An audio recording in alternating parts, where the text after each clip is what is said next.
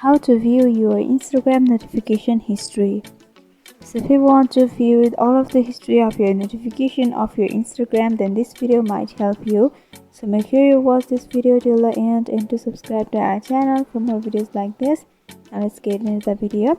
So right now I'm at the home page of Instagram, from where you will be able to explore to various feeds over here. At the right upper section you can see there is a heart option and a message option. If you tap over the heart, you'll be able to see all of your notifications on your Instagram. You'll also be notified to your notification panel whenever you get some of the notification on your Instagram.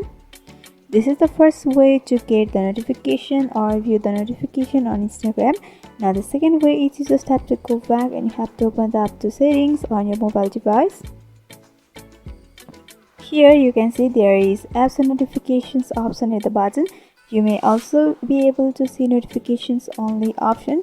You just can go for apps and notification or only notification, and over here you have to go through the notifications, and if the Instagram recent notification is available, then you can go for notification history, and all of the notifications about your Instagram will be available. You can also scroll down and tap over the drop down of Instagram, and you'll be able to see the notification in this section. So this is how you can view your Instagram notification history. I hope this video was helpful.